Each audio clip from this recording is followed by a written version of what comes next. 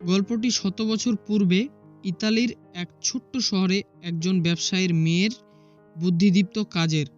একজন বৃদ্ধ ব্যবসায়ী তার ব্যবসার জন্য শহরে একজন রক্তচোষা মহাজনের থেকে কিছু টাকা ঋণ নিয়েছিলেন, কিন্তু কয়েকবার টানা লোকসান হওয়ায় এবং মহাজনের সুদের টাকা চক্রবৃদ্ধি হার বেড়ে যাওয়ায় ব্যবসায়ীর জন্য টাকা পরিশোধ করা কঠিন হয়ে যায়। সে সময়মতো টাকা পরিশোধ করতে পারছিল না।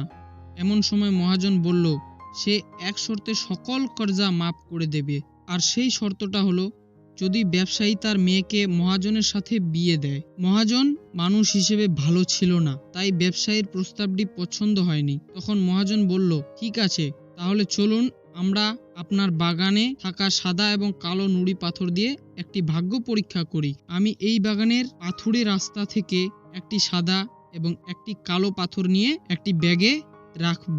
সেখান থেকে আপনার মেয়ে একটি পাথর তুলবে।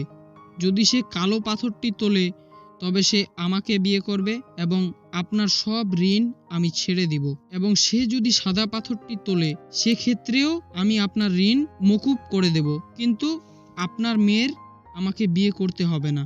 এমন সময় মহাজন যখন বাগানের রাস্তাটি থেকে নুড়ি পাথর থলেতে রাখার জন্য তুলছিল, তখন মেয়েটি দেখে ফেলে যে মহাজন একটি সাদা এবং একটি পাথরের বদলে দুইটি কালো পাথর নিয়ে ব্যাগে রেখেছিল। এই অবস্থায় মেয়েটির সামনে তিনটি পথ ছিল: এক, ব্যাগ থেকে পাথর বাছাই করতে অস্বীকার করা; দুই, ব্যাগ থেকে উভয় নুড়ি পাথর বের করে নিয়ে মহাজনের ষড়যন্ত্র প্রকাশ করে ফেলা; তিন, ব্যাগে দুইটি কালো পাথর আছে জেনেও একটি পাথর তুলে বাবার স্বাধীনতার জন্য নিজেকে উৎসর্গ করা। কিন্তু এই প্রতিটি পদক্ষেপেই তার এবং তার বাবার জন্য বিপদ ডেকে আনত। কিন্তু মেয়েটি যা করলো তাতে মহাজন বোকা হয়েই রয়ে গেল। মেয়েটি ব্যাগ থেকে একটি পাথর বের করে সেটি দেখার আগেই অজ্ঞাতবশত হাত থেকে পাথরের রাস্তায় ফেলে দিল এবং এমন ভান করল যে পাথরটি দুর্ঘটনাক্রমে নিচে পড়ে গেছে এবং রংটি দেখার সুযোগ হয়নি। সে মহাজনকে বলল যে দেখুন তো কি বোকার মতো কাজ করলাম, পাথরের রংটি দেখার আগেই হাত থেকে পড়ে গেল।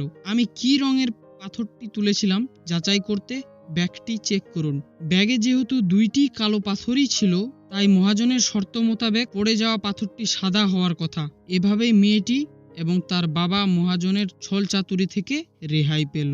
বন্ধুরা, সব সময় কঠিন পরিস্থিতি থেকে বের হওয়ার উপায় থাকে, শুধু মাথা ঠান্ডা করে একটু একটু আউট অফ দ্য বক্স চিন্তা করতে হয়। আমাদের যে অপশনগুলো দেওয়া হয়েছে এর বাইরেও অপশন থাকতে পারে।